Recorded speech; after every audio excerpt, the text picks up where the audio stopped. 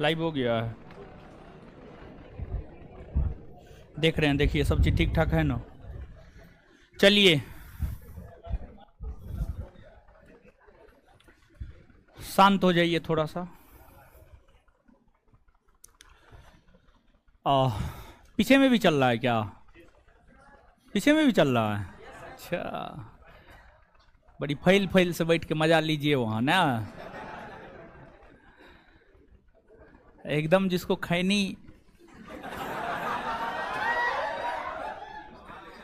पीछे में विद्यार्थी बैठ के करता है ये सब काम, आराम से बतियाता है, मोबाइल चलाता है, हर चीज करता है। चलिए तो क्या हुआ?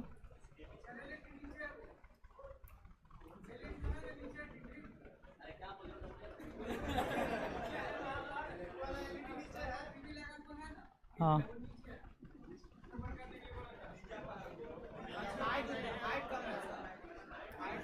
हाँ, उसको ऊपर करना है।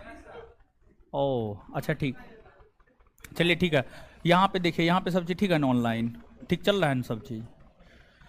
चलिए तो आ जाते हैं, पढ़ना प्रारंभ करते हैं। और देखिएगा, एक बैच के विषय में बता देते हैं, ठीक है। बाद में हम भूल जाते हैं पढ़ाने के चक्कर में, बैच अनाउंसमेंट सब भी नहीं कर पाते हैं। आपको जो है एक फाउंडेशन बैच है, पहले से फाउंडेशन बैच है, शाम में 5 से 7, ठीक है, शाम में 5 से 7 है। तो जो है उसमें केमिस्ट्री आज समाप्त हुआ है, तो वहाँ पर जो है आपको फिजिक्स प्रारंभ होने जा रहा है सोमवार से। फिजिक्स प्रारंभ होने जा रहा है सोमवार से। तो जिनको भी मन है कि फिजिक्स कर ले तो वो आकर के जो है कर सकते हैं। और ये प्रेफरेंस हम आपको इसलिए दे पा रहे हैं क्योंकि अब क्लासरूम तो थोड़ा सा इंक्रीज हो गया है, बढ़ गया है, तो हर लोग तो आकर के नहीं ही बैठेंगे। कुछ लोग जिनको जल्दी कोर्स कंप्लीट करना है, आप चाहते हैं कि आपका कोर्स जल्दी कंप्लीट हो जाए, तो आप फिजिक्स में आकर के बैठ सकते हैं। स्पेशली 7 से 9 बच्चों को जो है हम ये सुविधा दे देंगे। 7 से 9 बच्चा को, यानी 5 से 7, 7 से 9 आप लगातार कर लीजिएगा, ठीक है। तो 7 से 9 बच्चा को, 7 से 9 बैच वाले बच्चा को जो है ये सुविधा दे देंगे, ताकि आप लोग जल्दी जल्दी पढ़ के जाइएगा, तब ना और लोग आएगा नया नया। चलिए तो अब आते हैं, पढ़ते हैं। जहां तक हमको याद है, कल भी तो मेरा ही क्लास हुआ था। जहां तक हमको याद है, हम आपको राष्ट्रपति के वीटो संबंधी अधिकार बता रहे हैं। राष्ट्रपति के वीटो संबंधी अधिकार, समझ गए?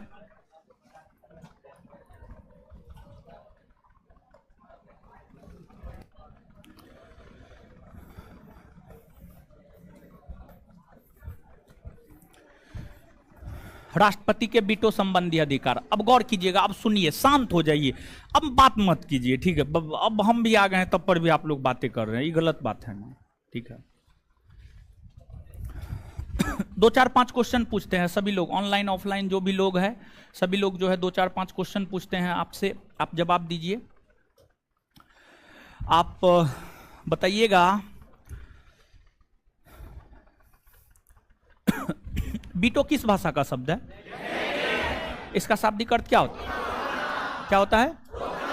वीटो कितने प्रकार का? जब राष्ट्रपति किसी विधेयक को एक बार पुनर्विचार के लिए लौटाता है तो क्या माना जाता है? राष्ट्रपति ने किस वीटो का प्रयोग किया? कौन वीटो? निलंबनकारी वीटो, निलंबनकारी वीटो का प्रयोग किया है। चलिए इसके बाद आगे बताइएगा, राष्ट्रपति को क्षमादान का अधिकार भारतीय संविधान का कौन अनुच्छेद देता है? अनुच्छेद 72 देता है, समझ गए? अनुच्छेद 72 देता है। अब देखिएगा, राष्ट्रपति क्या मृत्यु दंड को क्षमा कर सकता है? हाँ या ना? कर सकता है ना? हो क्या राज्यपाल मृत्यु दंड को क्षमा कर सकता? नहीं कर सकता है। अब एक क्वेश्चन एक लड़का से पर्सनली पूछ रहे हैं, आप लोग जवाब नहीं दीजिएगा, ठीक है? खड़ा होइएगा आप, नहीं, हाँ आप बताइएगा, लघुकरण का क्या अर्थ होता है? चलिए बहुत बढ़िया। परिहार का क्या अर्थ होता है? सजा को घटा देना, जैसे 10 वर्ष की जगह 6 वर्ष, 5 वर्ष, 3 वर्ष। विराम विराम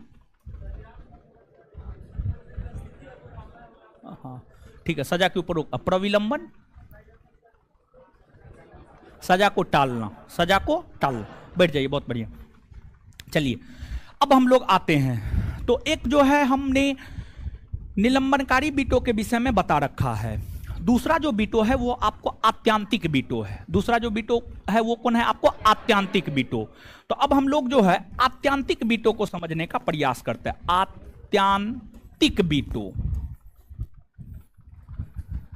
आत्यांतिक बीटो को हम लोग समझने का प्रयास करते हैं। ठीक है, देखिए आत्यांतिक बीटो को समझने से पहले हमें विधेयक को समझना है, विधेयक को समझना है और विधेयक के प्रकार को समझना है। विधेयक क्या होता है और विधेयक कितने प्रकार के होते हैं, इस चीज को आप समझिएगा। देखिए ध्यान दीजिएगा, आपको जब कानून बनाना होता है ना, कानून यानी विधि, विधि के निर्माण को लेकर विधेयक लाया जाता है। विधि के निर्माण को लेकर जो प्रस्ताव लाया जाता है, जो संकल्प लाया जाता है, उसी को हम लोग विधेयक कहते हैं। विधि के निर्माण को लेकर जो प्रस्ताव या संकल्प लाया जाता है उसी को हम लोग विधेयक कहते हैं।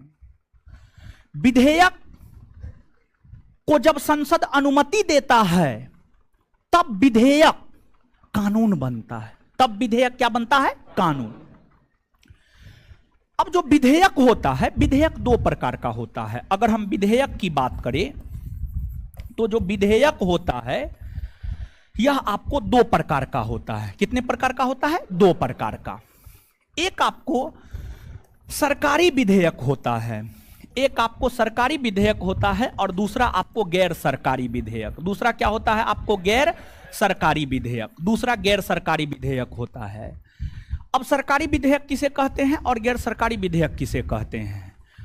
कुछ भी नहीं है। सरकारी विधेयक, गैर सरकारी विधेयक कुछ भी नहीं है। देखिए, वैसा विधेयक जो भारत सरकार के मंत्री के द्वारा लाया जाता है, गौर कीजिएगा, वैसा विधेयक जो भारत सरकार के मंत्री के द्वारा लाया जाता है, भारत सरकार के मंत्री के द्वारा लाया जाता है, वो सरकारी विधेयक।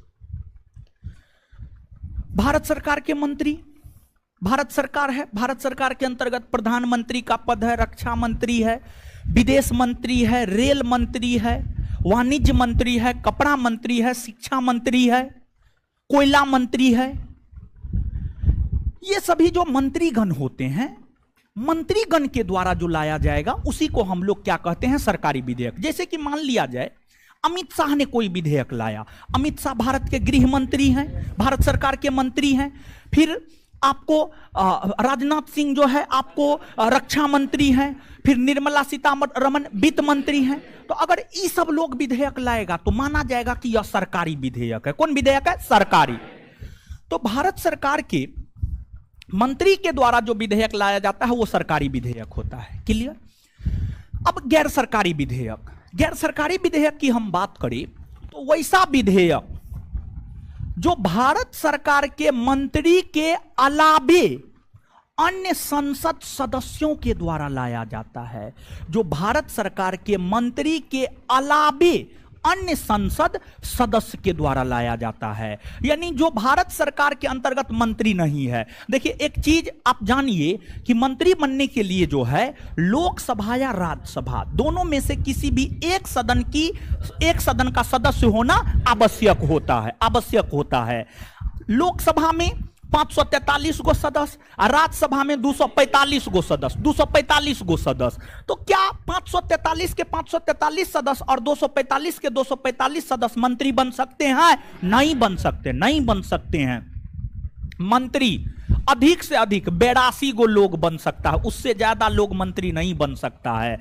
भारत सरकार का जो मंत्री परिषद है, भारत सरकार का जो मंत्री परिषद है, संवैधानिक प्रावधानों के अनुरूप भारत सरकार के मंत्री परिषद में अधिक से अधिक 82 गो सदस्य हो सकता है, उससे ज्यादा सदस्य नहीं हो सकता। अधिक से अधिक 82 गो सदस्य हो सकता है, उससे ज्यादा सदस्य नहीं हो सकता है। यह चीज है।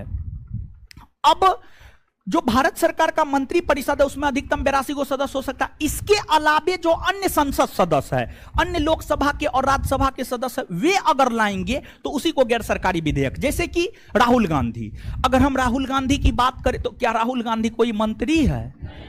नहीं है। लेकिन राहुल गांधी संसद सदस्य है या नहीं है?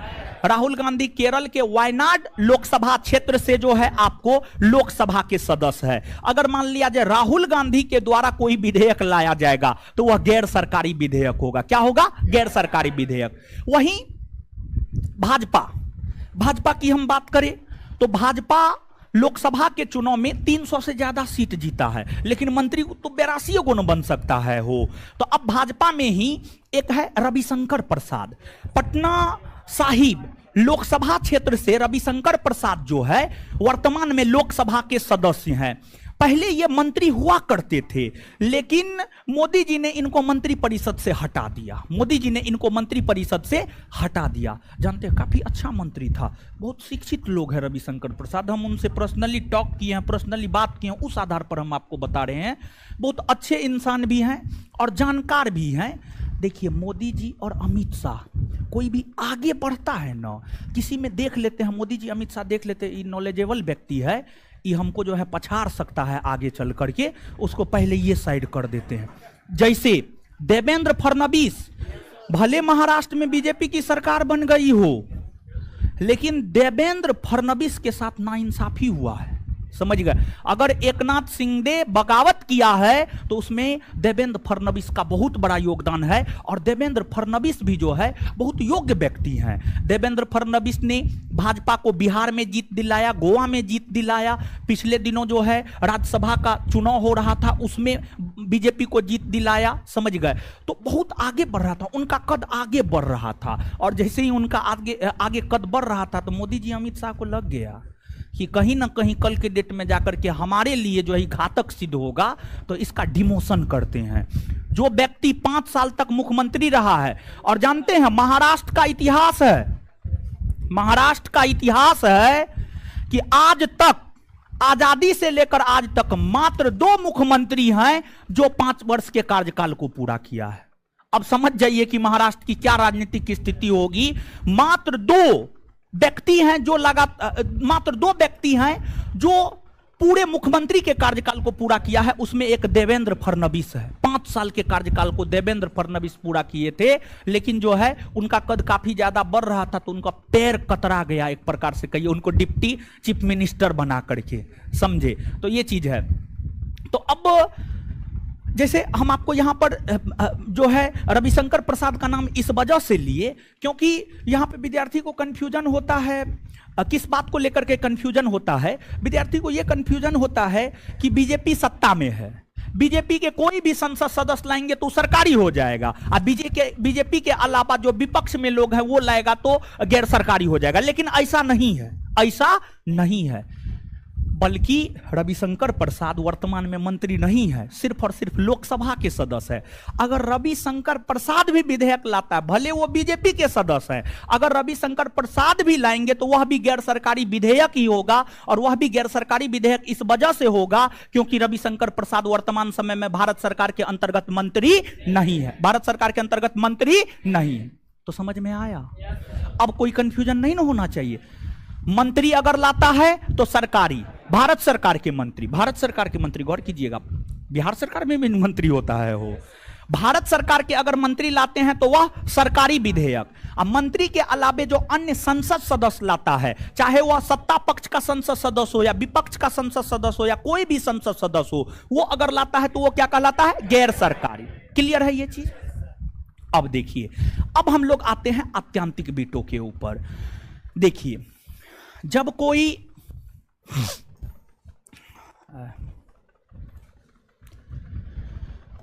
कोई विधेयक राष्ट्रपति के पास जाता है, नीचे का टेस्ट फ्री करवाए हैं कि नहीं करवाए? फ्री करवा दिए हैं, ठीक है। चलिए, जब कोई विधेयक राष्ट्रपति के पास जाता है और राष्ट्रपति का पास विधेयक कब जाता है? जब संसद का दोनों सदन पारित कर देता है तब जाता है। यानी संसद के दोनों सदनों द्वारा पारित जब कोई विधेयक राष्ट्रपति के पास जाता है और राष्ट्रपति उस विधेयक पर अनुमति नहीं देता है, राष्ट्रपति उस विधेयक पर अनुमति नहीं देता है, अगर राष्ट्रपति उस विधेयक पर अनुमति नहीं देता है तो यह माना जाता है कि राष्ट्रपति ने आत्यांतिक वीटो का प्रयोग किया है। आत्यांतिक वीटो का प्रयोग किया है। गौर कीजिएगा, यहां पर जब कोई विधेयक संसद के दोनों सदनों द्वारा पारित होने के बाद राष्ट्रपति के पास जाता है, राष्ट्रपति उस विधेयक पर अनुमति नहीं देता है, तब यह माना जाता है कि राष्ट्रपति ने आत्यांतिक वीटो का प्रयोग किया है। अब देखिएगा, राष्ट्रपति आत्यांतिक वीटो का प्रयोग गैर सरकारी विधेयक पर करता है। राष्ट्रपति इस वीटो का प्रयोग जो है गैर सरकारी विधेयक पर करता है, गैर सरकारी विधेयक पर करता है।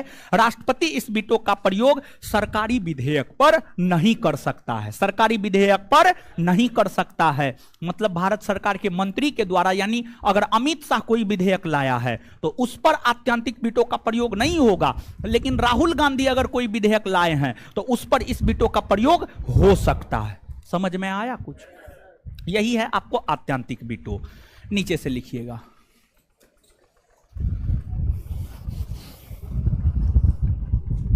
आत्यांतिक वीटो।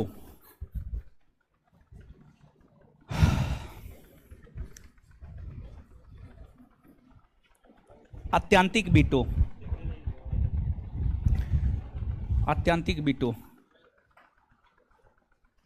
संसद के दोनों सदनों द्वारा पारित विधेयक, संसद के दोनों सदनों द्वारा पारित विधेयक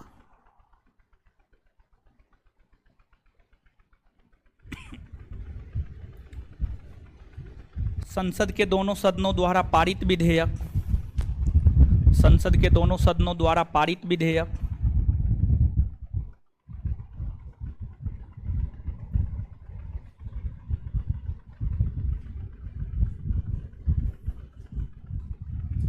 राष्ट्रपति के पास, राष्ट्रपति के पास जाता है, राष्ट्रपति के पास जाता है,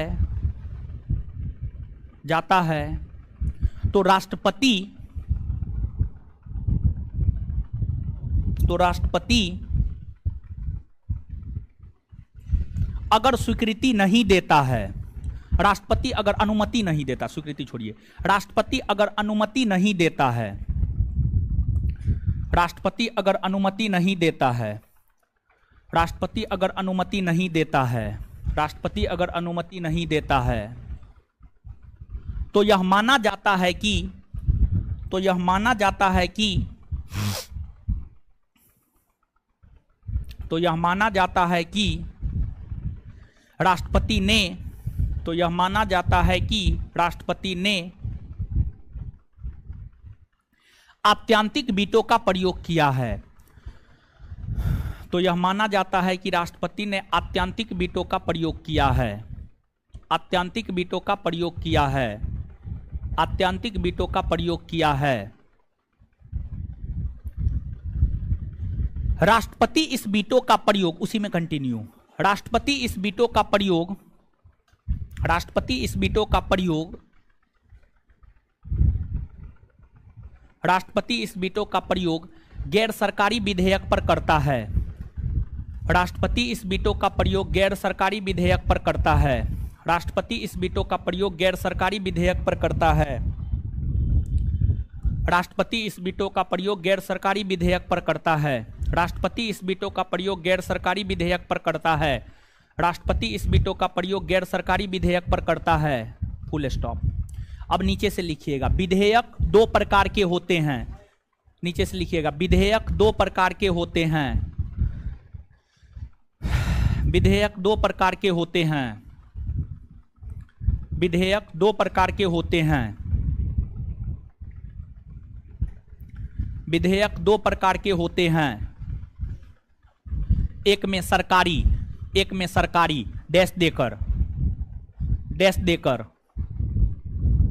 एक में सरकारी डैश देकर, डैश देकर भारत सरकार के मंत्री के द्वारा, भारत सरकार के मंत्री के द्वारा, भारत सरकार के मंत्री के द्वारा, सुनिए ना, ये जो एग्जॉस्टर है इसको खोल के वो पीछे में लगवाइए, ठीक है, इसके जस्ट पीछे, ठीक है, इस एग्जॉस्टर को खोल के, ये एग्जॉस्टर कोई काम का नहीं है, वहां लग जाएगा वो काम करेगा, ठीक है।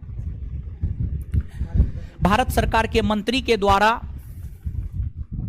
भारत सरकार के मंत्री के द्वारा जो विधेयक लाया जाता है, भारत सरकार के मंत्री के द्वारा जो विधेयक लाया जाता है उसे सरकारी विधेयक कहते हैं, उसे सरकारी विधेयक कहते हैं।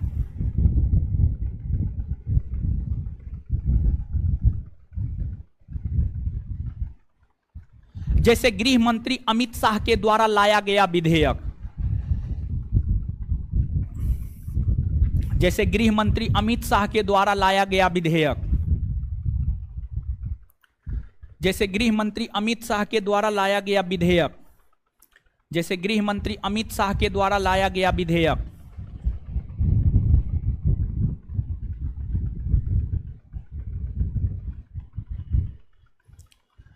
चलिए आगे, गैर सरकारी विधेयक, गैर सरकारी विधेयक,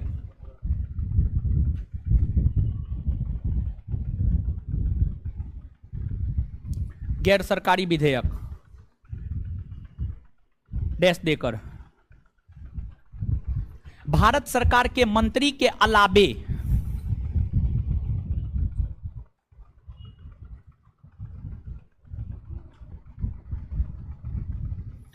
भारत सरकार के मंत्री के अलावे जो अन्य संसद सदस्य, जो अन्य संसद सदस्य, जो अन्य संसद सदस्य, जो अन्य संसद सदस्य, संसद सदस्य के द्वारा, भारत सरकार के मंत्री के अलावे जो अन्य संसद सदस्य के द्वारा विधेयक लाया जाता है, विधेयक लाया जाता है,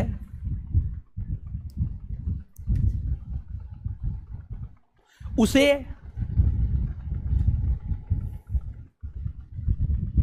गैर सरकारी विधेयक, उसे गैर सरकारी विधेयक कहा जाता है, उसे गैर सरकारी विधेयक कहा जाता है। जैसे राहुल गांधी या रविशंकर प्रसाद के द्वारा लाया गया विधेयक, दोनों लिखा दिए, एगो भाजपा एगो कांग्रेस, ठीक है, ताकि आपको कंफ्यूजन ना हो, ठीक है, दोनों क्यों लिखा है कंफ्यूजन ना हो, ये बात समझ रहे हैं, ऊपर से नहीं जाता है वो पॉलिटी, ऊपर से नहीं जाता है, ऊपर से नहीं जाना चाहिए, समझे।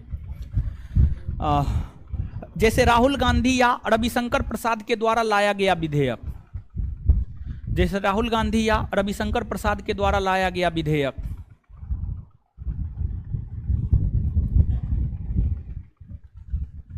लाया गया विधेयक। चलिए अब आगे हेडिंग मारिएगा पॉकेट बिटो, आगे हेडिंग मारिएगा पॉकेट बिटो।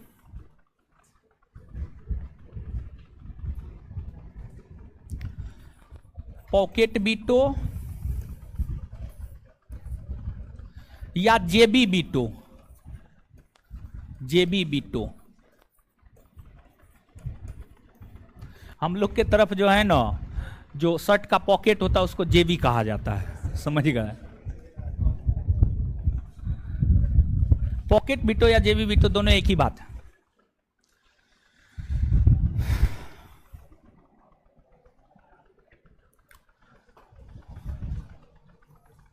देखिए क्या होता है पॉकेट बिटो या जेबी बिटो, इसको आप समझिएगा। देखिए संसद के दोनों सदन अर्थात लोकसभा और राज्यसभा, लोकसभा और राज्यसभा जब किसी विधेयक को पारित कर देता है तत्पश्चात विधेयक राष्ट्रपति के पास जाता है। राष्ट्रपति के पास जब विधेयक जाता है ना, तो राष्ट्रपति उस विधेयक पर ना स्वीकृति देता है और ना कहता है कि हम अस्वीकार करेंगे, मतलब ना हां कहता है और ना कहता है, बल्कि उस विधेयक को अपने पास रख लेता है, अपने पॉकेट में रख लेता है, समझ गया, अपने पास रख लेता, अपने पॉकेट में रख लेता है। और अगर आप भारत के संविधान को पढ़ते हैं तो भारत के संविधान में इस बात का जिक्र कहीं नहीं है कि राष्ट्रपति किसी विधेयक को कितना दिन तक रोक कर रख सकता है। राष्ट्रपति किसी विधेयक को कितना दिन तक, अधिकतम समय तक रोक कर रख सकता है, इस बात का जिक्र नहीं है। लेकिन वहीं अगर आप अमेरिका का संविधान पढ़ते हैं, अमेरिका के संविधान में इस बात का जिक्र है। अमेरिका के राष्ट्रपति किसी विधेयक को अधिक से अधिक 10 दिन तक अपने पास रख सकता है, अधिक से अधिक 10 दिन तक, उससे ज्यादा नहीं रख सकता है। लेकिन भारत के राष्ट्रपति जितना दिन तक मन है, क्योंकि संविधान में जिक्र ही नहीं है।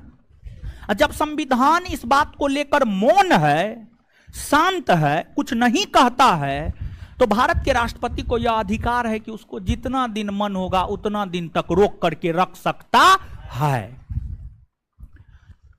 तो आप देखिएगा, जब कोई विधेयक राष्ट्रपति के पास स्वीकृति या अनुमति के लिए जाता है, राष्ट्रपति उस विधेयक पर ना हाँ बोलता है ना बोलता है, बल्कि उसको अपने पास रख लेता है। तब यह माना जाता है कि राष्ट्रपति ने पॉकेट वीटो का प्रयोग किया है।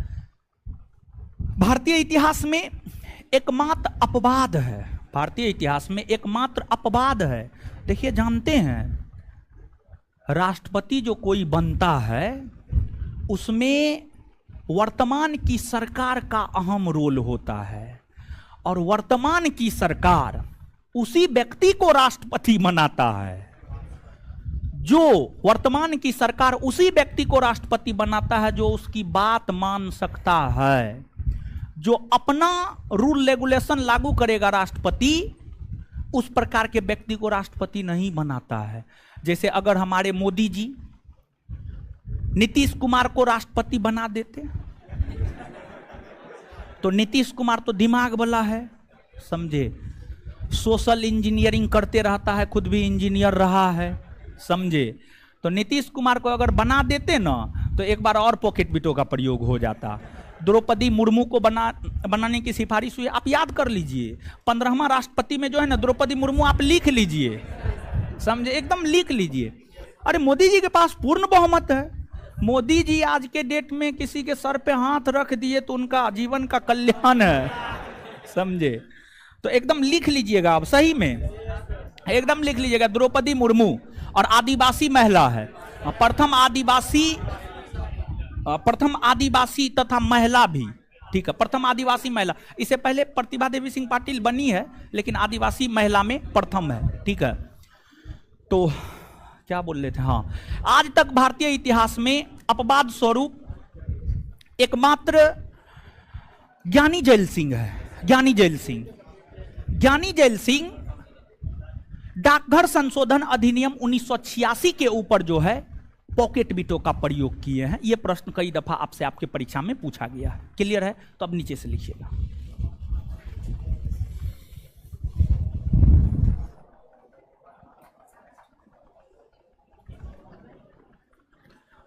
लिखिएगा,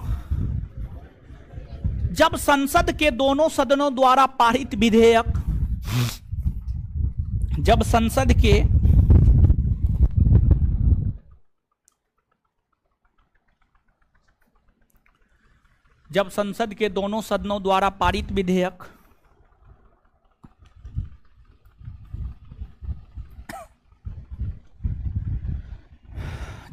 के दोनों सदनों द्वारा पारित विधेयक राष्ट्रपति के पास जाता है,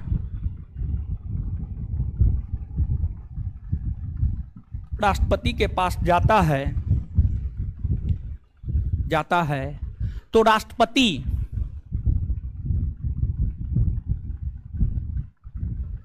राष्ट्रपति उस विधेयक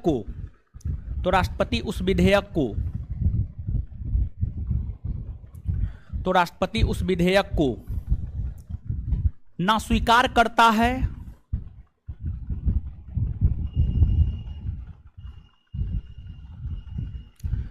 और ना ही अस्वीकार करता है, ना स्वीकार करता है और ना ही अस्वीकार करता है, और ना ही अस्वीकार करता है, और ना ही अस्वीकार करता है,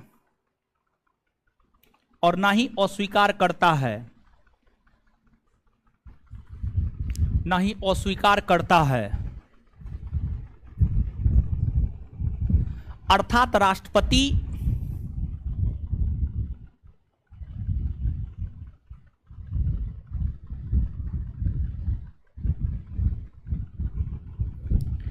विधेयक को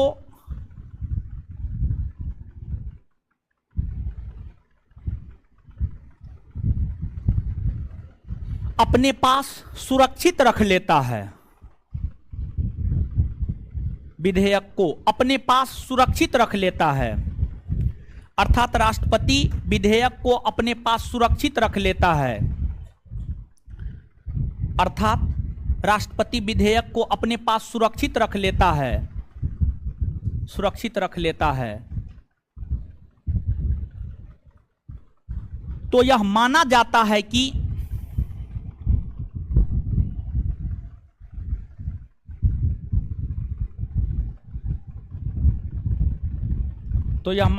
है कि राष्ट्रपति ने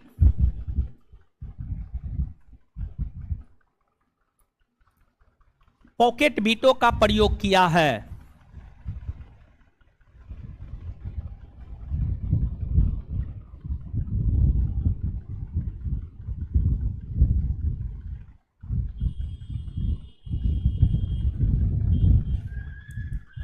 नोट देकर के लिखिएगा।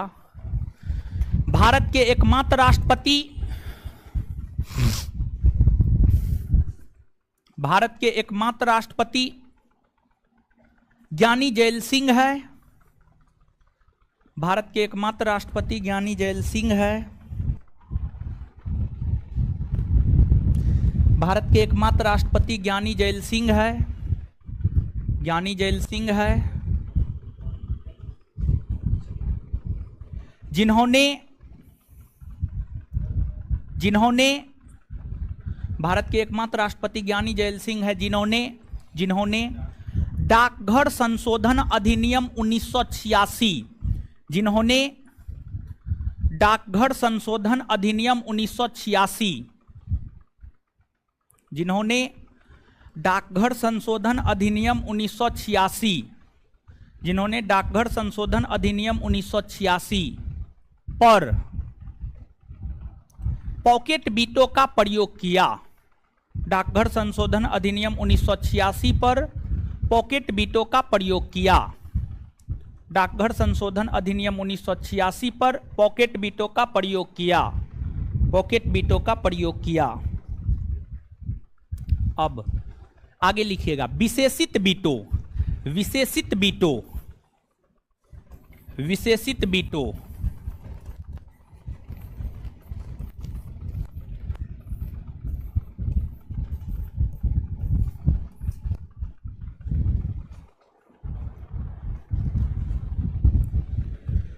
हे भगवान, एक कॉपी में दाल भात चोखा सब आप ही को बोल रहे हैं, फिर फेयर भी करते हैं। सही में इतना टाइम आप लोग को मिल जाता है कि आप लोग फेयर भी करते हैं। कुछ भी रफ नहीं होता है जीवन में, हर चीज फेयर है। चलिए सुनिएगा, देखिए, एक तो पहली बात ये जानिए कि जो विशेषित वीटो है इसका प्रयोग भारत के राष्ट्रपति नहीं करते हैं। किताबों में इसके विषय में कुछ खास जानकारी नहीं है। जब किताब में ही जानकारी नहीं है तो हमको भी जानकारी नहीं है। इस वीटो का प्रयोग अमेरिका के राष्ट्रपति करते हैं। समझिए, इस वीटो का प्रयोग अमेरिका के राष्ट्रपति करते हैं। अमेरिका चले जाइए, इस वीटो को जान जाइएगा। नीचे से लिखिएगा, नीचे एक पॉइंट और लिखाना था, वो 10 दिन वाला, वो जरूरी था। अच्छा ठीक है, पहले विशेषित वीटो लिखिए, फिर नोट देकर के वो पॉइंट लिखा देंगे 10 दिन वाला, वो जरूरी है। ठीक है, वो पूछा जा सकता है, अच्छा क्वेश्चन है अपने आप में। ठीक है, नीचे से लिखिएगा विशेषित वीटो। इस वीटो का प्रयोग, इस वीटो का प्रयोग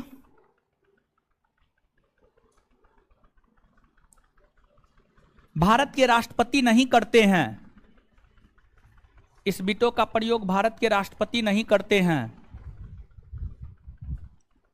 इस वीटो का प्रयोग भारत के राष्ट्रपति नहीं करते हैं।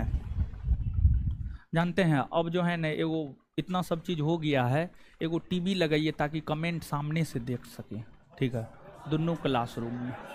ठीक है, यहाँ पे सामने से कमेंट देख सके, थोड़ा सा बड़ा स्क्रीन रहेगा ना। अरे अभी तो जो है हम लोग सब चीज़ जो है लगा ही रहे हैं, आप देख रहे हैं डेली कामें चलता है, समझे। तो अभी हमको लगता है कि 2, 3, 4, 5, 6 महीना तक जो है अभी और बहुत कुछ करना है, समझे। अभी स्टेबल थोड़े हुए हैं, वो हम लोग भी स्टेबल थोड़े हैं, अभी स्टेबल नहीं है, समझे। साल 2 साल, और हम तो मेरे जहन में तो ये है कि यानी इंसान कभी स्टेबल नहीं हो सकता है। जानते एगो चीज हम बताते हैं, जब भी जीवन में आनंद का एहसास होने लगे ना, जब भी आप खुश रहने लगे ना, तो समझ जाइए कि जीवन में कुछ ना कुछ गड़बड़ हो रहा है। जीवन में हमेशा कठिनाई रहना चाहिए, समझिए, कठिनाई रहना चाहिए। अगर आप कठिनाइयों से गुजर रहे हैं तो आप समझिए कि हम ठीक चल रहे हैं। जैसे खुशी का एहसास होने लगे तो समझ जाइए कुछ ना कुछ आगे गड़बड़ होने जा रहा है, समझे। हम क्या बोले हैं, समझे हैं? बहुत लोग के ऊपर से गया होगा। इस वीटो का प्रयोग भारत के राष्ट्रपति नहीं करते हैं, फुल स्टॉप। उसी में कंटिन्यू। इस वीटो का प्रयोग विशेष तौर पर अमेरिका के राष्ट्रपति करते हैं। इस वीटो का प्रयोग विशेष तौर पर, इस वीटो का प्रयोग विशेष तौर पर, इस वीटो का प्रयोग विशेष तौर पर, विशेष तौर पर अमेरिका के राष्ट्रपति करते हैं।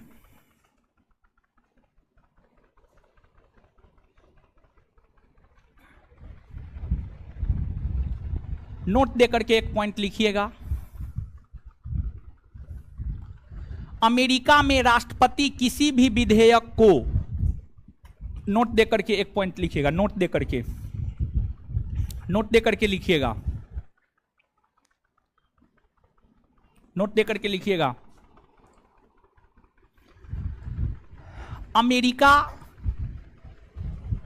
के राष्ट्रपति, अमेरिका के राष्ट्रपति, कोई दिक्कत नहीं, मैं एक जगह के कर लीजिए ना, थोड़ा ज्यादा बेटर रहेगा। अमेरिका के राष्ट्रपति, अमेरिका के राष्ट्रपति किसी विधेयक को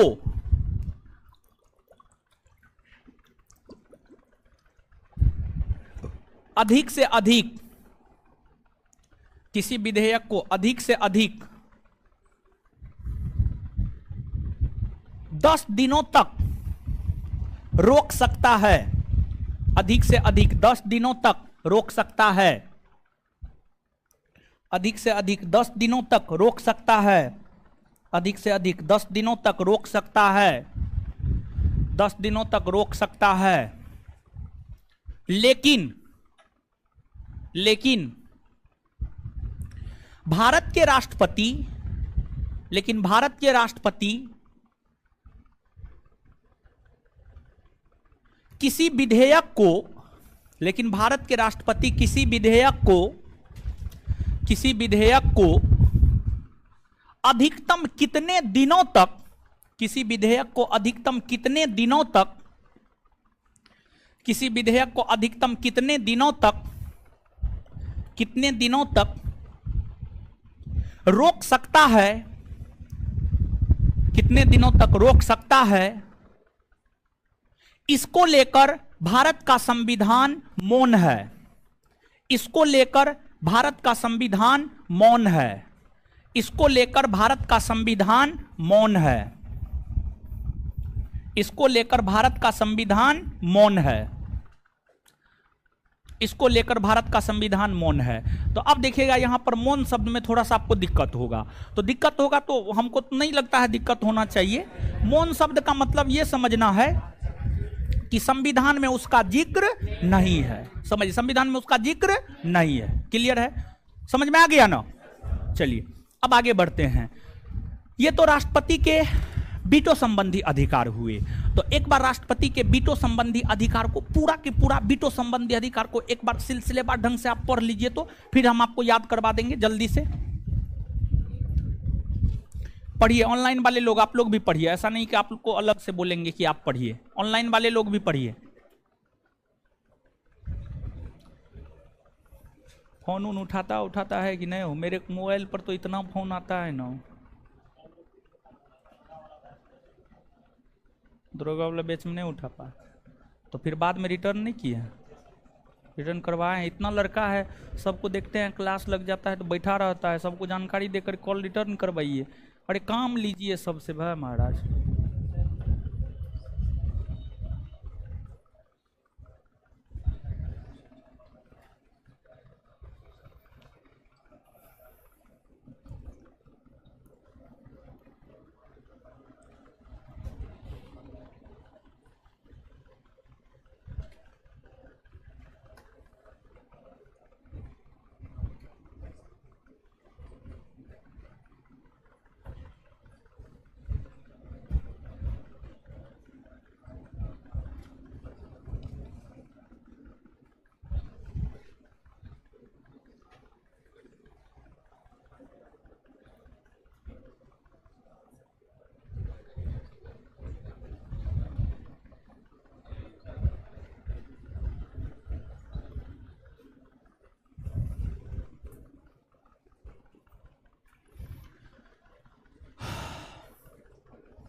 पढ़ लिए, पढ़ लिए।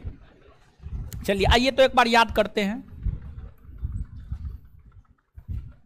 चलिए बोलिएगा, जब राष्ट्रपति किसी विधेयक पर अनुमति नहीं देता है या स्वीकृति नहीं देता है तो क्या माना जाता है? राष्ट्रपति ने किस वीटो का प्रयोग? हाँ, आत्यांतिक वीटो। राष्ट्रपति आत्यांतिक वीटो का प्रयोग किस विधेयक पर करते? किस विधेयक पर? किस विधेयक पर? एक बार फिर से, जब किसी विधेयक पर राष्ट्रपति अनुमति नहीं देता है तो क्या माना जाता है? राष्ट्रपति ने किस वीटो का प्रयोग? राष्ट्रपति आत्यांतिक वीटो का प्रयोग किस विधेयक पर करते? विधेयक कितने प्रकार का? कौन कौन? सरकारी विधेयक किसे कहा जाता है? भारत सरकार के मंत्री के द्वारा जो लाया जाता है। मंत्री के अलावा जो अन्य संसद सदस्य के द्वारा लाया जाता है उसे क्या कहा जाता है? जब संसद के दोनों सदनों द्वारा पारित विधेयक राष्ट्रपति के पास आता है तो राष्ट्रपति न उसको स्वीकार करता है न अस्वीकार करता है तो क्या माना जाता है? राष्ट्रपति ने किस वीटो का प्रयोग? किस वीटो का? भारत में कोई राष्ट्रपति है जो पॉकेट वीटो का प्रयोग? कौन है? ज्ञानी जैल सिंह। किस अधिनियम पर पॉकेट वीटो? किस अधिनियम पर? किस अधिनियम पर? डाकघर संशोधन अधिनियम 1900, डाकघर संशोधन अधिनियम 1986 पर किया है। चलिए ठीक है। विशेषित वीटो का प्रयोग भारत के राष्ट्रपति करते हैं? कहां के राष्ट्रपति? अमेरिका के राष्ट्रपति। चलिए अब इसके बाद देखिएगा राष्ट्रपति के सलाहकारी अधिकार। खैर समझने वाला चीज है, पहले सलाहकारी छोटा छोटा छोटा मोटा चीज है। राष्ट्रपति का जो है विशेषाधिकार, राष्ट्रपति का विशेषाधिकार, ये थोड़ा समझने वाला है तो इसको पहले समझ लेते हैं, फिर सलाहकारी बाद में देख लेंगे, उसमें कुछ है नहीं। तो नीचे हेडिंग मारिएगा, राष्ट्रपति के विशेषाधिकार। राष्ट्रपति के विशेषाधिकार।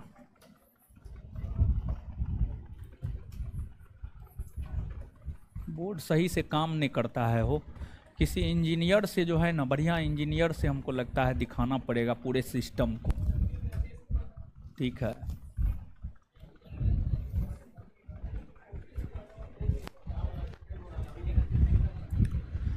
चलिए शुरुआती दौर में डिजिटल बोर्ड लिए थे ना तो बड़ी दिक्कत होता था। सुनिएगा अब क्या हेडिंग मारे हैं, राष्ट्रपति के विशेषाधिकार। देखिए राष्ट्रपति को जो है ना कुछ विशेष अधिकार प्राप्त होता है। क्या विशेष अधिकार प्राप्त होता है? राष्ट्रपति को पहला विशेष अधिकार यह प्राप्त होता है, हे समझिए ना हो, कहां है, कौन दुनिया में आप लोग रहते हैं, यहां देखिए बोर्ड पे रहिए। यहाँ पे आते हैं पढ़ने के लिए तो क्लासे में रहिए बकलोल सब। अच्छा पीछे भेज दें। सुनिए अब देखिए, ध्यान दीजिएगा। राष्ट्रपति के विशेषाधिकार, कुछ राष्ट्रपति को विशेष अधिकार प्राप्त होता है। क्या क्या राष्ट्रपति को विशेष अधिकार प्राप्त होता है? राष्ट्रपति को पहला विशेष अधिकार यह प्राप्त होता है, अगर कोई व्यक्ति राष्ट्रपति के पद पर है तो उनके खिलाफ गिरफ्तारी का वारंट जारी नहीं किया जा सकता है। अगर कोई व्यक्ति राष्ट्रपति के पद पर है तो उनके खिलाफ गिरफ्तारी का वारंट जारी नहीं किया जा सकता, गिरफ्तारी का वारंट जारी नहीं किया जा सकता है। यही कारण है कि लाल कृष्ण आडवाणी राष्ट्रपति नहीं बन पाए। अब कहिएगा क्या ताल्लुकात है गिरफ्तारी और लाल कृष्ण आडवाणी से? तो गिरफ्तारी और लाल कृष्ण आडवाणी से ताल्लुकात ये है, अयोध्या में जो बाबरी मस्जिद है, अयोध्या में बाबरी मस्जिद को ढाहा गया, और अयोध्या में जो बाबरी मस्जिद को ढाहा गया, इसको लेकर के लाल कृष्ण आडवाणी पर केस हुआ है, समझिए, मुकदमा दर्ज किया गया है। तो भारतीय न्यायिक व्यवस्था में तो मुकदमा की सुनवाई लगभग 10 बरस, 15 बरस, 20 बरस तक होता है, अंतिम में 25 बरस के बाद फैसला आता है। तो लाल कृष्ण आडवाणी को लेकर के फैसला नहीं आया है। अब न्यायपालिका है, कभी भी फैसला आ सकता है। मान लीजिए लाल कृष्ण आडवाणी जो है राष्ट्रपति के पद पर रहते और उनके खिलाफ सजा का ऐलान हो जाता, गिरफ्तारी का वारंट जारी हो जाता, तो ये तो सही नहीं है, ये तो नहीं होना चाहिए। यही कारण है, और यही कारण है कि लाल कृष्ण आडवाणी जो है आपको राष्ट्रपति नहीं बन पाए। लाल कृष्ण आडवाणी का पूरा इच्छा था कि वो राष्ट्रपति बने। एक तो उनका पूरा इच्छा था कि प्रधानमंत्री बने, लेकिन बेचारा प्रधानमंत्री नहीं बन पाए, उप प्रधानमंत्री में ही संतोष करना पड़ा। अटल बिहारी वाजपेयी जब प्रधानमंत्री हुआ करते थे तो लाल कृष्ण आडवाणी उप प्रधानमंत्री हुआ करते थे 2004 से 1998 से लेकर के 2004, 1998 से लेकर 2004, समझ गए। तो प्रधानमंत्री तो बन नहीं पाए। अब हमको लगता है मोदी जी जो है राष्ट्रपति भी नहीं बनने देंगे, समझे। अब क्या, अब थोड़े बन पाएंगे, अब तो एकदम अंतिम अवस्था में है, कब चले जाएंगे कहना मुश्किल है।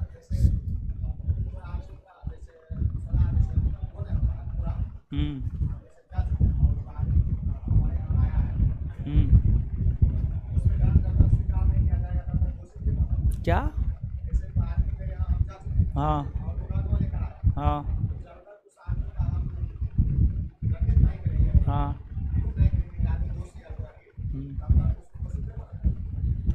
उस पे चल तो रहा है ना जी, केस चल रहा है ना।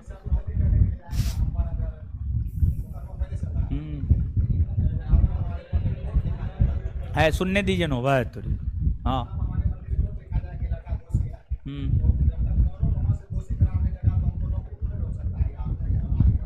नहीं रोकेगा आपको, ठीक है। अगर स्पष्ट कर दिया कि आप दोषी है तब दिक्कत है।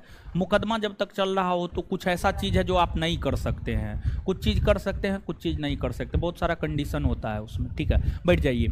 तो ये चीज़ है, राष्ट्रपति अगर पद पर है तो पद पर रहते हुए उनके खिलाफ गिरफ्तारी का वारंट जारी नहीं किया जा सकता। पहला विशेषाधिकार राष्ट्रपति को ये है। दूसरा विशेषाधिकार राष्ट्रपति को यह प्राप्त होता है कि राष्ट्रपति के पद पर रहते हुए उन्होंने अगर कोई काम किया है तो उस काम को लेकर उन्हें न्यायालय में दोषी नहीं ठहराया जा सकता है। जैसे हम क्या कहना चाह रहे हैं, हम ये बात कहना चाह रहे हैं कि हमारे प्रधानमंत्री मोदी जी ने, भारत सरकार ने जम्मू कश्मीर से अनुच्छेद 370 समाप्त करने को लेकर विधेयक लाया और उस विधेयक पर राष्ट्रपति ने मंजूरी दी, तब जाकर के जम्मू कश्मीर से अनुच्छेद 370 समाप्त हो पाया। तो अनुच्छेद 370 को समाप्त करने में राष्ट्रपति का भी योगदान है। तो राष्ट्रपति ने अनुच्छेद 370 को फाइनली समाप्त करवाया, तो क्या राष्ट्रपति ने, रामनाथ कोविंद ने अनुच्छेद 370 को समाप्त करवाया? कल के डेट में जाकर के वे राष्ट्रपति के पद से हट जाएंगे और हटना तय है। 24-25 जुलाई तक हट जाएंगे, समझ वही 24-25 जुलाई तक हट जाएंगे। तो इस स्थिति में क्या रामनाथ कोविंद को अपने कार्यकाल के दौरान किए गए कार्यों के लिए न्यायालय में दोषी ठहराया जा सकता है? एकदम नहीं, नहीं ठहराया जा सकता। दूसरा विशेषाधिकार ये, तीसरा विशेषाधिकार ये प्राप्त होता है कि पद पर रहते हुए राष्ट्रपति के खिलाफ कोई आपराधिक मुकदमा नहीं चलाया जा सकता है। पद पर रहते हुए राष्ट्रपति के खिलाफ कोई आपराधिक मुकदमा नहीं चलाया जा सकता है। अगला विशेषाधिकार राष्ट्रपति को यह प्राप्त होता है कि पद पर रहते हुए राष्ट्रपति के खिलाफ दीवानी मुकदमा चलाया जा सकता है। दीवानी मतलब रुपया पैसा से संबंधित मुकदमा। मान लिया जाए कि राष्ट्रपति है, अब राष्ट्रपति बन गया तो उसके माथा पर तो नहीं लिखा हुआ है कि ईमानदार ही है, घोटाला नहीं कर सकता है। घोटाला भी कर सकता है, क्योंकि राष्ट्रपति के अधीन जो है ना, एक भारत सरकार का निधि आता है, आकस्मिक निधि। समझिएगा, आकस्मिक निधि होता है। आकस्मिक निधि राष्ट्रपति के अधीन ही आता है। आकस्मिक निधि से पैसा राष्ट्रपति के अनुमति के बाद ही निकाला जा सकता है। आकस्मिक निधि के ऊपर राष्ट्रपति का ही अधिकार होता है। अब आकस्मिक निधि पर राष्ट्रपति का अधिकार है, राष्ट्रपति उसमें से पैसा निकाल लिया, मतलब घोटाला कर लिया। हो सकता है या नहीं हो सकता है? पैसा को देख करके अच्छे अच्छे इंसान का नियत बदल जाता है, समझ गए? तो राष्ट्रपति भ्रष्टाचारी ना हो, राष्ट्रपति भ्रष्टाचारी ना हो, इसको लेकर के जो है संविधान में यह प्रावधान किया गया है कि राष्ट्रपति पर दीवानी मुकदमा चलाया जा सकता है। लेकिन दीवानी मुकदमा चलाने के 2 माह पूर्व राष्ट्रपति को सूचना देना होता है कि आप पर दीवानी मुकदमा चलाया जाना है। 2 माह पूर्व सूचना देकर राष्ट्रपति पर दीवानी मुकदमा चलाया जा सकता है। यही मुख्य तौर पर 4 विशेषाधिकार जो है राष्ट्रपति को प्राप्त होता है। इसमें से ये जो चौथा पॉइंट हमने आपको बताया है, यहां से मुख्य तौर पर यही प्रश्न पूछा जाता है, राष्ट्रपति पर दीवानी मुकदमा कितना माह पूर्व सूचना देकर लाया जा सकता है? तो राष्ट्रपति पर दीवानी मुकदमा 2 माह पूर्व सूचना देकर लाया जा सकता है। मुख्य तौर पर यही बात याद रखना है। इसके अलावा अन्य किसी भी बात को आप नहीं भी याद रखते हैं, कोई दिक्कत नहीं है, लेकिन ये चौथा पॉइंट आपको निश्चित तौर पर याद रखना है। तो नीचे से आप नोट डाउन कीजिएगा। 1 नंबर में लिखिएगा,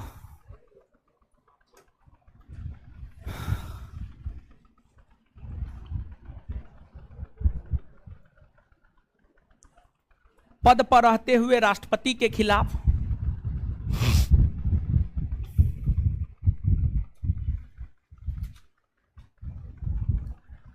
पद पर रहते हुए राष्ट्रपति के खिलाफ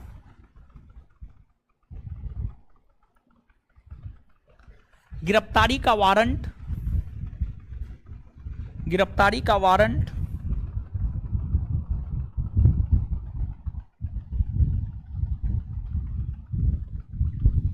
जारी नहीं किया जा सकता है। गिरफ्तारी का वारंट जारी नहीं किया जा सकता है।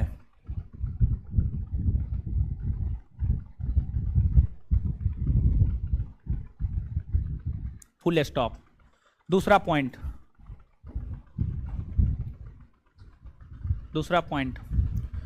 पद पर रहते हुए राष्ट्रपति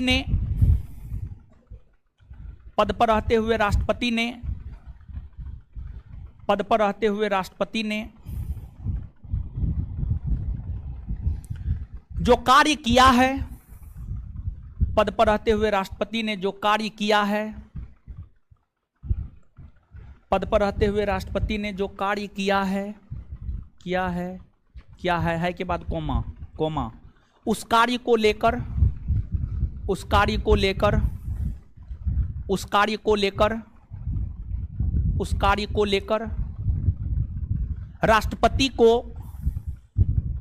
राष्ट्रपति को न्यायालय में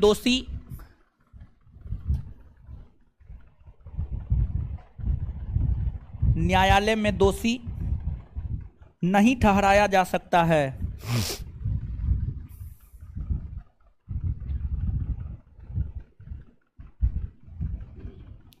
न्यायालय में दोषी नहीं ठहराया जा सकता है। अगला पॉइंट, पद पर रहते हुए राष्ट्रपति के खिलाफ,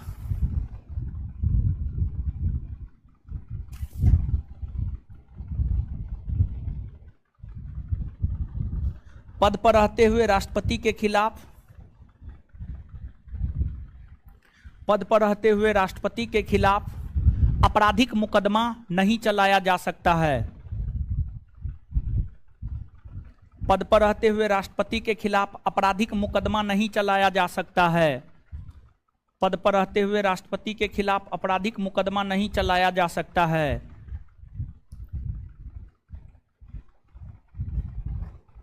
अगला पॉइंट, पद पर रहते हुए राष्ट्रपति के खिलाफ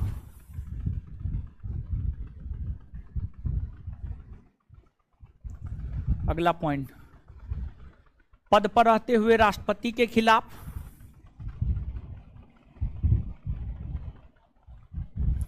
दीवानी मुकदमा, पद पर रहते हुए राष्ट्रपति के खिलाफ दीवानी मुकदमा, दीवानी मुकदमा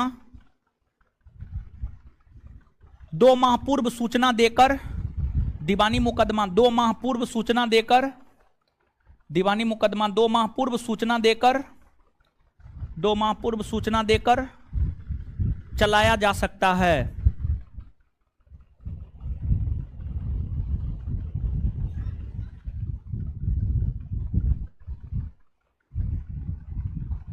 चलिए, बात क्लियर है? 1 सेकंड में पढ़िए तो उसको, 4 गो तो लाइन है, 1 सेकंड में पढ़िए। ऑनलाइन वाले आप लोग को भी बोल रहे हैं पढ़ने के लिए।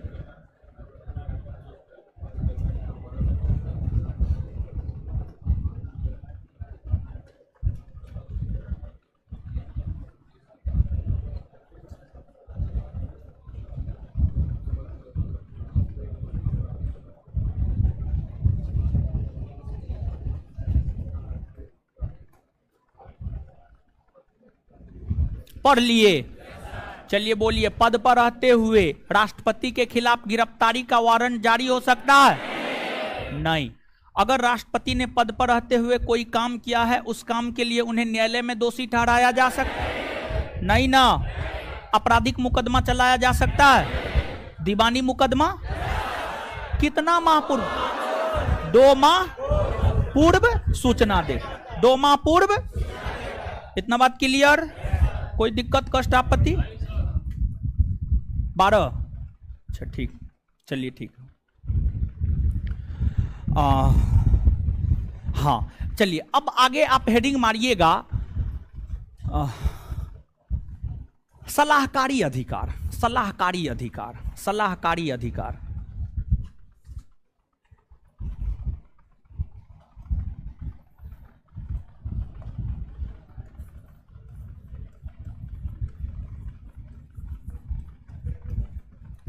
सलाहकारी अधिकार।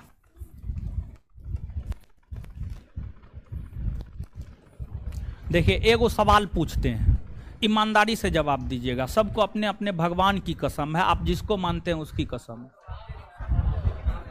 हाँ तो मान लीजिए ना, कितने ऐसे लोग हैं? एक तो सबसे पहले सेल्फ स्टडी। सेल्फ स्टडी का मतलब होता है खुद से पढ़ना, क्लास नहीं, क्लास नहीं। सेल्फ स्टडी का मतलब क्लास कभी नहीं होता है। कितने ऐसे लोग हैं जो सच में रूम पे 5 घंटा या उससे ज्यादा पढ़ते हैं? ईमानदारी से हाथ खड़ा कीजिए। चलिए, इतने सारे लोग हैं, चलिए मैक्सिमम लोग हैं। चलिए ठीक है, सही सही बताएं ना, क्योंकि भगवान कसम दिए हैं। ठीक है, जो लोग नहीं पढ़ते हैं, अगर अपने जीवन में सफल होना चाहते हैं तो सेल्फ स्टडी 5 घंटा कम से कम रूम पे कीजिए। ठीक है, देखिए अब तो आपके बैच में बहुत कुछ हो गया है। मान लीजिए हम संघ का शासन पढ़ा रहे हैं, कितना कुछ चीज पढ़ा दिए हैं। फिर जो है बायोलॉजी में 5-6 चैप्टर तो हो ही गया होगा, 6 चैप्टर हो गया है। अरे कुछ नहीं समझ में आता है, जो चीज पढ़े हैं वो समझ में आता है कि वो समझ में नहीं आता है? जो पढ़े वो समझ में आता है ना, उसी को बार बार पढ़िए, उसी को बार बार पढ़िए ना। क्या दिक्कत है? इतना बार पढ़िए कि वो आपके दिमाग में पत्थर की तरह बैठ जाए। समझ गए? हिल डोल ना हो, बड़ा पत्थर होता है उसको आप हिला डोला सकते हैं? नहीं। वैसे ही कॉपी में जो चीज है ना उसको अपने दिमाग में बैठा लीजिए कि आंधी है, तूफान है, सोए में भी हमसे कोई जो चीज पढ़े वहां से क्वेश्चन पूछे ना, उसका जवाब हम दे दे। तो 5 घंटा कम से कम सेल्फ स्टडी कीजिए, ये रिक्वेस्ट है हमारा, अगर आप अपने जीवन में सफल होना चाहते हैं तो। समझ गए? तो चलिए आगे आते हैं। सलाहकारी अधिकार, देखिए ध्यान दीजिएगा, राष्ट्रपति बनने की योग्यता को जब आप पढ़ेंगे ना, तो राष्ट्रपति बनने के लिए पढ़ा लिखा हो ये आवश्यक नहीं है, अंगूठा छाप भी राष्ट्रपति बन सकता है। समझ गए? तो राष्ट्रपति बनने के लिए अच्छे पढ़े लिखे हो, अच्छे विद्वान हो, ये आवश्यक नहीं होता है, ये आवश्यक नहीं होता है। लेकिन संविधान में राष्ट्रपति को बहुत ज्यादा अधिकार दिया गया है, और अगर कोई मामला है, अगर कोई मामला है, अगर कोई विवाद है, उस पर राष्ट्रपति को कोई निर्णय लेना है, और उस मामले या विवाद में कानून का प्रश्न निहित है, कानून का प्रश्न निहित है, यानी संविधान की बात निहित है। और अगर राष्ट्रपति पढ़ा लिखा नहीं है, अगर पढ़ा लिखा है, कानून का जानकार है, तो वो खुद डिसीजन ले सकता है कि क्या करना चाहिए क्या नहीं करना चाहिए। लेकिन राष्ट्रपति बनने के लिए तो पढ़ा लिखा हो ये जरूरी है नहीं, तो अंगूठा छाप भी राष्ट्रपति बन सकता है। तो संविधान निर्माताओं ने इन बातों को ध्यान में रखा, और इन बातों को ध्यान में रखते हुए ही संविधान निर्माताओं ने राष्ट्रपति को सलाहकारी अधिकार प्रदान किया। राष्ट्रपति के सलाहकारी अधिकार के विषय में जानकारी हमें भारतीय संविधान का अनुच्छेद 143 देता है। भारतीय संविधान का अनुच्छेद 143 हमें राष्ट्रपति के सलाहकारी अधिकार के विषय में जानकारी प्रदान करता है। अनुच्छेद 143 क्या कहता है? अनुच्छेद 143 यह कहता है कि वैसे कोई भी मामले जिसमें कानून का प्रश्न निहित हो और राष्ट्रपति निर्णय करने में सक्षम नहीं हो, तो इस स्थिति में उस मामलों पर राष्ट्रपति सलाह ले सकता है। राष्ट्रपति सलाह ले सकता है, तो राष्ट्रपति किससे सलाह लेगा? तो राष्ट्रपति सुप्रीम कोर्ट से सलाह लेता है, और राष्ट्रपति जब सुप्रीम कोर्ट से सलाह मांगता है तो सुप्रीम कोर्ट सलाह देने के लिए बाध्य होता है। सुप्रीम कोर्ट को सलाह देना होता है, सुप्रीम कोर्ट को सलाह देना होता है, और सुप्रीम कोर्ट सलाह देता है। लेकिन सुप्रीम कोर्ट ने जो सलाह दिया है उस सलाह को राष्ट्रपति मानने के लिए बाध्य नहीं होता है।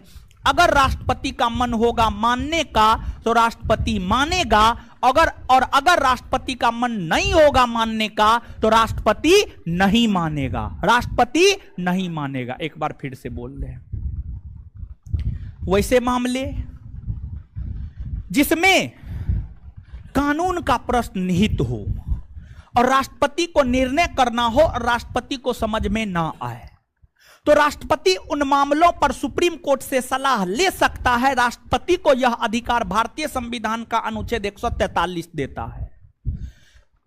सुप्रीम कोर्ट राष्ट्रपति को सलाह देने के लिए बाध्य है, लेकिन राष्ट्रपति उस सलाह को मानने के लिए बाध्य नहीं है। लेकिन यहां पर थोड़ा सा टेक्निकल पॉइंट है।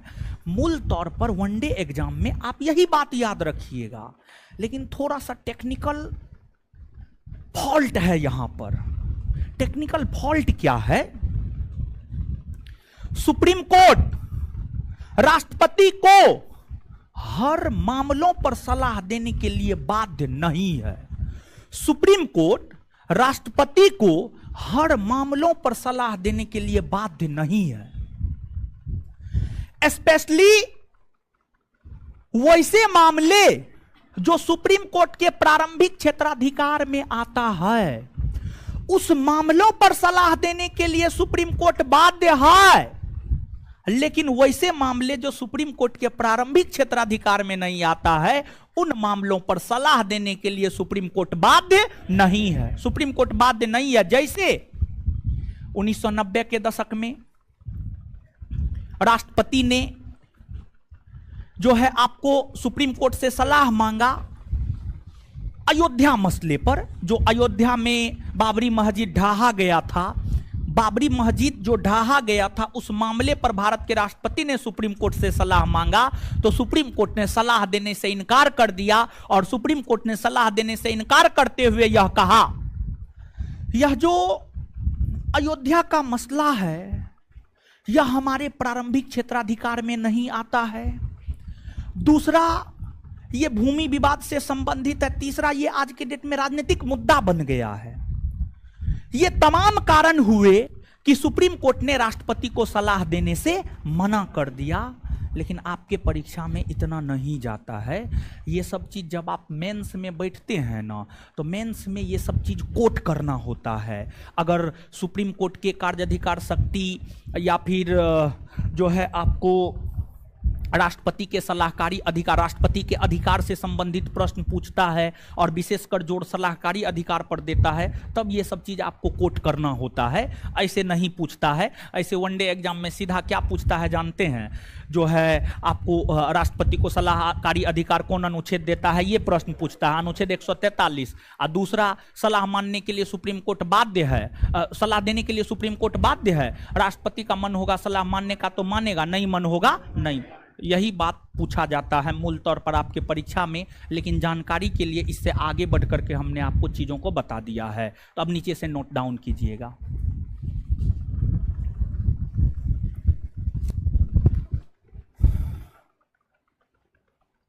भारतीय संविधान का अनुच्छेद 143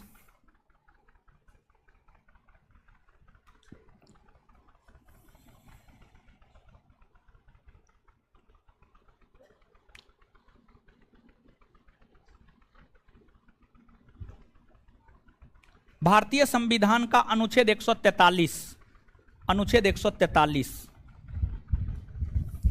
राष्ट्रपति को यह अधिकार देता है, राष्ट्रपति को यह अधिकार देता है, राष्ट्रपति को यह अधिकार देता है कि वो कानूनी मामलों पर, वो कानूनी मामलों पर, वो कानूनी मामलों पर, कानूनी मामलों पर सुप्रीम कोर्ट से, सुप्रीम कोर्ट से सलाह ले सकता है, सुप्रीम कोर्ट से सलाह ले सकता है, सुप्रीम कोर्ट से सलाह ले सकता है, सुप्रीम कोर्ट से सलाह ले सकता है, सुप्रीम कोर्ट से सलाह ले सकता है, फुल स्टॉप। सुप्रीम कोर्ट सलाह देने के लिए बाध्य होता है, सुप्रीम कोर्ट सलाह देने के लिए बाध्य होता है, सुप्रीम कोर्ट सलाह देने के लिए बाध्य होता है,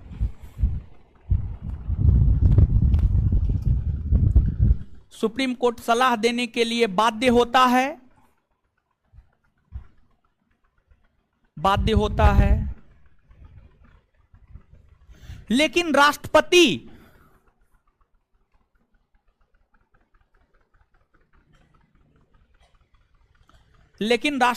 सलाह मानने के लिए बाध्य नहीं होता है। लेकिन राष्ट्रपति सलाह मानने के लिए बाध्य नहीं होता है।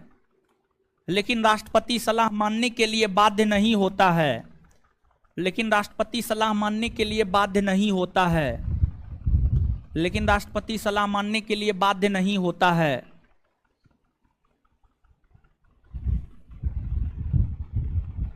सलाह मानने के लिए बाध्य नहीं होता है, फुल स्टॉप। इतना ही आपके लिए जरूरी है, बाद बाकी चीज नहीं भी लिखिएगा ना, अगर आगे कुछ लिखाएंगे ना तो आप कंफ्यूज हो जाएंगे, समझ गए? लिखा दे।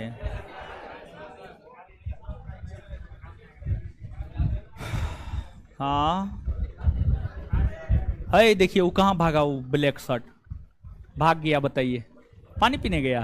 ओ हमको तो लगा भाग गया, बोले नहीं लिखाएंगे तो भाग गया। चलिए लिखिएगा नीचे से। 1990 के दशक में नहीं, नीचे से नीचे से नीचे से नीचे से नीचे से अगला पॉइंट, अगला पॉइंट, अगला पॉइंट लिखिएगा, अगला पॉइंट लिखिएगा। 1990 के दशक में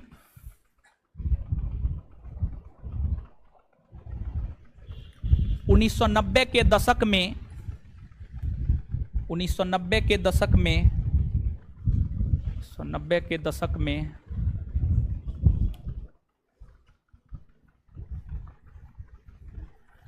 अयोध्या मसले पर अयोध्या मसले पर अयोध्या मसले पर अयोध्या मसले पर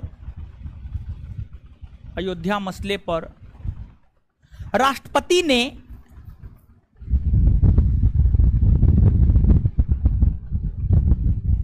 सुप्रीम कोर्ट से सलाह मांगा। राष्ट्रपति ने सुप्रीम कोर्ट से सलाह मांगा। राष्ट्रपति ने सुप्रीम कोर्ट से सलाह मांगा।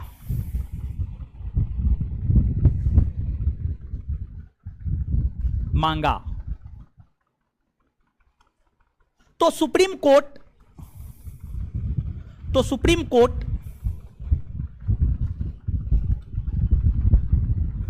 इस मसले पर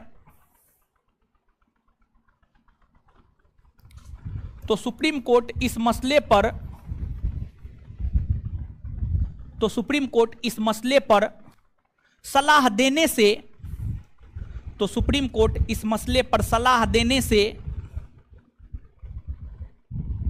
इनकार कर दिया।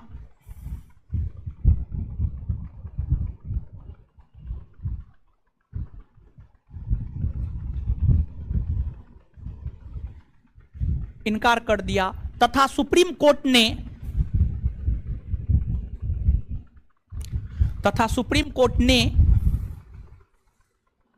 यह तर्क दिया कि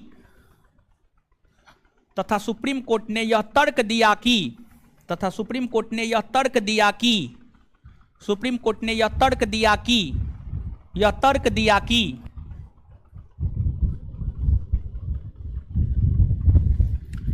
अयोध्या मामला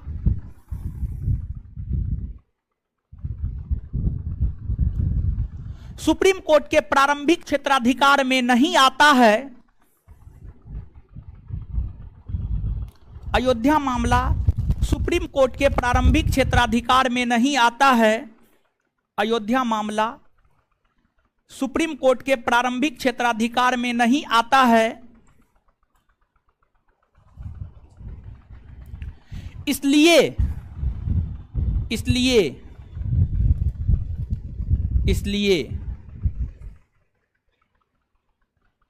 इस मसले पर मसला या मामला दोनों एक ही बात है, ठीक है।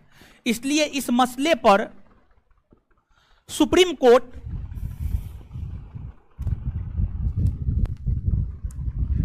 सलाह देने के लिए बाध्य नहीं है। इसलिए इस मसले पर सुप्रीम कोर्ट सलाह देने के लिए बाध्य नहीं है। इसलिए इस मसले पर सुप्रीम कोर्ट सलाह देने के लिए बाध्य नहीं है। सलाह देने के लिए बाध्य नहीं है। बाध्य नहीं है। अर्थात ये जो लाइन लिखा है ये बहुत महत्वपूर्ण है। अर्थात इस लाइन को अंडरलाइन कर लीजिएगा, जो लाइन अभी अर्थात के बाद लिखाएंगे। अर्थात सुप्रीम कोर्ट राष्ट्रपति को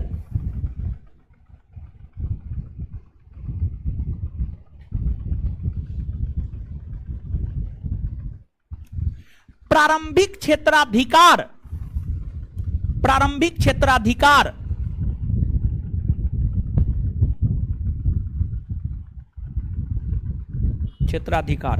क्षेत्राधिकार में आने वाले प्रारंभिक क्षेत्राधिकार में आने वाले मामलों पर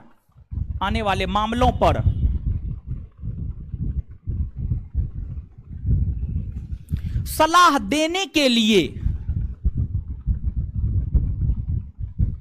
बाध्य है, सलाह देने के लिए बाध्य है। छूट गया है क्या? मामलों पर सलाह देने के लिए बाध्य है, बाध्य है, बाध्य है। हाँ, फुल स्टॉप, फुल स्टॉप। बढ़िया से पढ़िए इसको। देखिए कोई दिक्कत है? कितना क्वेश्चन हुआ है? कितना? अरे ऐसे दिखाइए ना। 13 ये गो हुआ, तभी आप 12 बताए थे हो, तो तभी से लेकर अभी तक एक ही क्वेश्चन बताए।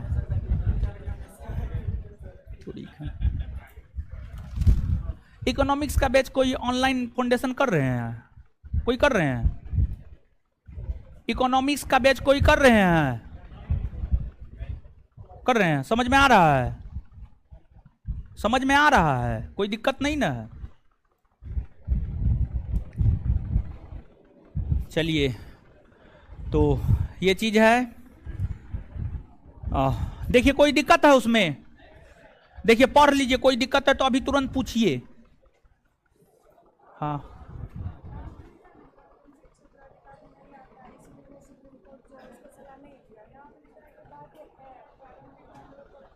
यानी ये अयोध्या मसला सुप्रीम कोर्ट के प्रारंभिक क्षेत्राधिकार में नहीं आता है, इसलिए नहीं दिया। यानी अगर सुप्रीम कोर्ट के प्रारंभिक क्षेत्राधिकार में कोई मामला आएगा तो उस पर देने के लिए बाध्य है, ये चीज लिखा है।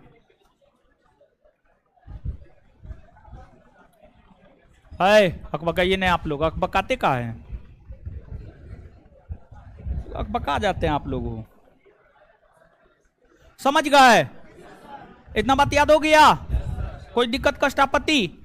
एक बार बताइए, सुप्रीम कोर्ट को सलाहकारी अधिकार कौन अनुच्छेद? सुप्रीम कोर्ट सलाह देने के लिए बाध्य है, हाँ या ना? है, लेकिन कौन मामला पर?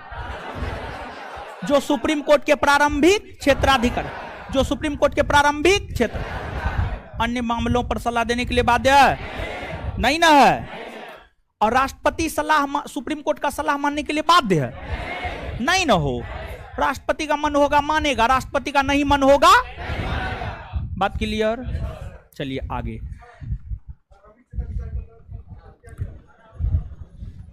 सुप्रीम कोर्ट में बताएंगे ऐसे। सुप्रीम कोर्ट के प्रारंभिक क्षेत्राधिकार की चर्चा अनुच्छेद 131 में है।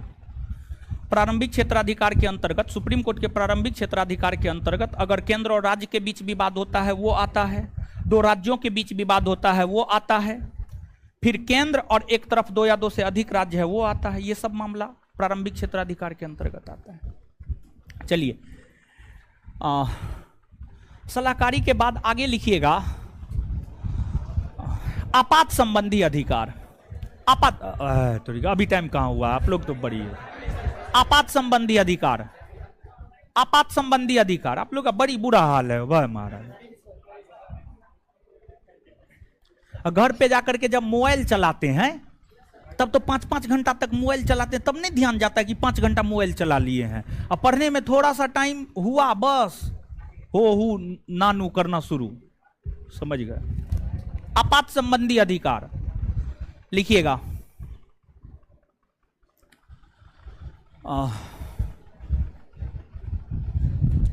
देखिए, आपात यानी इमरजेंसी। ऐसे तो आपात जो है ना एक चैप्टर ही है, वहां पर विस्तार पूर्वक इसके विषय में हम आपको बताएंगे, लेकिन यहां पर थोड़ा सा जानिए। जो आपात है, अगर हम आपात की बात करें तो आपात जो होता है ना आपको 3 प्रकार का होता है। एगो आपको राष्ट्रीय आपात होता है, राष्ट्रीय आपात होता है। दूसरा आपको राष्ट्रपति शासन, राष्ट्रपति शासन होता है। और तीसरा आपको वित्तीय, वित्तीय आपात। राष्ट्रीय आपात की चर्चा अनुच्छेद 352, राष्ट्रपति शासन 356 और 365, 356 और 365 दोनों में है, समझ गए। तो आगे वहां पर चर्चा कर देंगे 356 के तहत कैसे, 365 के तहत कैसे, लेकिन जानिए यहां पर, ठीक है।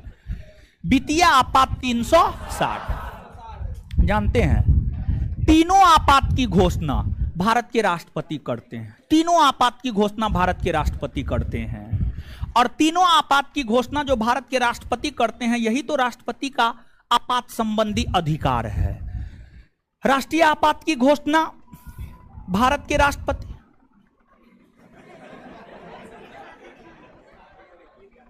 और शादी ब्याह हो रहा है, आप लोग शादी कीजिएगा तो बुलाइएगा ना हमको। चलिए हो गया, हो। सुनिए, अब हम करेंगे तो जरूर बुलाएंगे, पूरा विद्यार्थी को ले जाएंगे बाराती, समझे। चलिए अब आइए, आइए नो,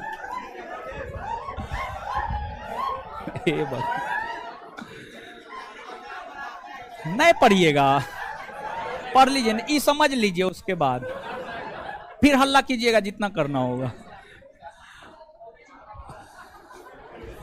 अनुच्छेद 352 देखिए, राष्ट्रपति 3 आधार पर, युद्ध, बाह्य आक्रमण और सशस्त्र विद्रोह, ये 3 आधार पर जो है राष्ट्रपति राष्ट्रीय आपात की घोषणा करते हैं। राष्ट्रपति राष्ट्रीय आपात की घोषणा ये 3 आधार पर मंत्रिमंडल के लिखित सिफारिश पर करता है। जब भारत सरकार का मंत्रिमंडल लिख करके देता है तब राष्ट्रपति राष्ट्रीय आपात की घोषणा करता है। तो राष्ट्रपति राष्ट्रीय आपात की घोषणा मंत्रिमंडल के लिखित सिफारिश पर अनुच्छेद 352 के तहत करता है। वही राष्ट्रपति शासन और वित्तीय आपात की घोषणा भारत के राष्ट्रपति जो है मंत्रिमंडल के सलाह पर करता है। इन दोनों के लिए जो है, यानी राष्ट्रपति शासन और वित्तीय आपात के लिए जो है लिखित सिफारिश की आवश्यकता मंत्रिमंडल की नहीं होती है, बल्कि राष्ट्रपति शासन और वित्तीय आपात की घोषणा भारत के राष्ट्रपति मंत्रिमंडल के सलाह मात्र पर करते हैं, सलाह मात्र पर करते हैं। क्लियर है, याद रखिएगा। तो नीचे से लिखिएगा, आपात संबंधी अधिकार।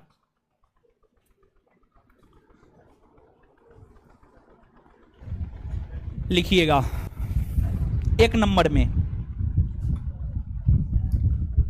राष्ट्रीय आपात,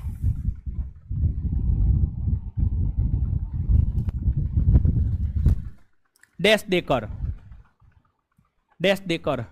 अनुच्छेद 352 के तहत भारत के राष्ट्रपति, अनुच्छेद 352 के तहत भारत के राष्ट्रपति, अनुच्छेद 352 के तहत भारत के राष्ट्रपति युद्ध, बाह्य आक्रमण और सशस्त्र विद्रोह, युद्ध, बाह्य आक्रमण और सशस्त्र विद्रोह, युद्ध, बाह्य आक्रमण और सशस्त्र विद्रोह, युद्ध, बाह्य आक्रमण और सशस्त्र विद्रोह, युद्ध, बाह्य आक्रमण और सशस्त्र विद्रोह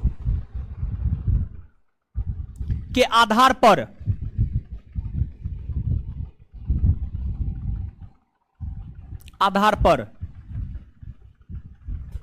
राष्ट्रीय आपात की घोषणा, राष्ट्रीय आपात की घोषणा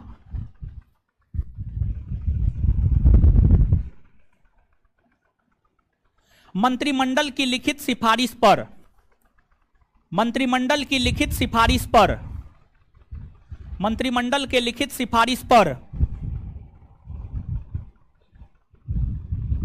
करते हैं, मंत्रिमंडल के लिखित सिफारिश पर करते हैं।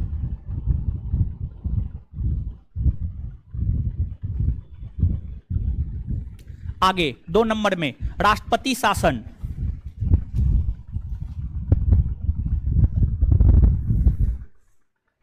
डैश देकर अनुच्छेद 356 और 365 के तहत,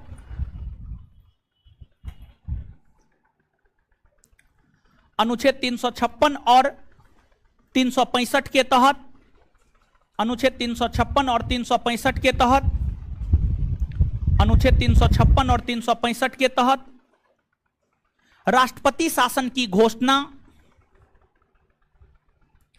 राष्ट्रपति शासन की घोषणा भारत के राष्ट्रपति शासन की घोषणा भारत के राष्ट्रपति मंत्रिमंडल के सलाह पर करते हैं। मंत्रिमंडल के सलाह पर करते हैं। भारत के राष्ट्रपति मंत्रिमंडल के सलाह पर करते हैं। भारत के राष्ट्रपति मंत्रिमंडल के सलाह पर करते हैं। सलाह पर करते हैं। आगे, वित्तीय आपात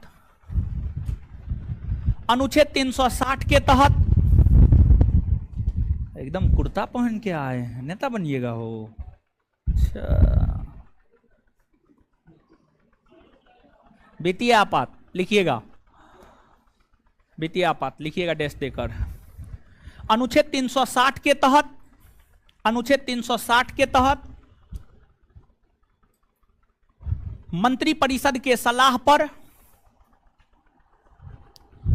मंत्रिपरिषद के सलाह पर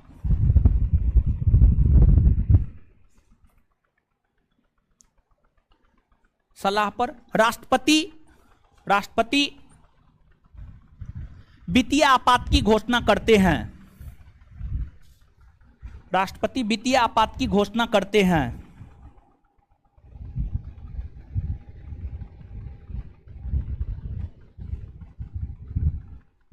फुल स्टॉप। चलिए, हो गया। तो बताइएगा, आपात संबंधी अधिकार किसको है? किसको है? तीनों प्रकार के आपात की घोषणा कौन करते हैं? तीनों प्रकार के आपात की घोषणा। अच्छा, राष्ट्रीय आपात की घोषणा राष्ट्रपति कौन अनुच्छेद के तहत? कौन अनुच्छेद? राष्ट्रपति शासन 356 और 300। वित्तीय आपात, अच्छा, कौन आपात की घोषणा भारत के राष्ट्रपति जो है लिखित सिफारिश पर करते? कौन? और सलाह पर राष्ट्रपति शासन और वित्तीय आपात। चलिए, ठीक है, आज के लिए इतना ही। इससे आगे अगले क्लास में मिलेंगे। धन्यवाद सभी लोगों का, ऑनलाइन ऑफलाइन सभी लोगों का धन्यवाद।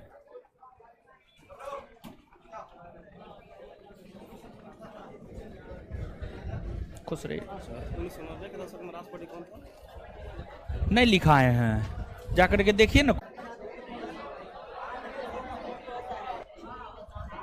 सुप्रीम कोर्ट का गठन 1950 में हुआ है। सुप्रीम कोर्ट का गठन 1950 में हुआ है। 1950, 28 जनवरी 1950। और है। चलिए, धन्यवाद।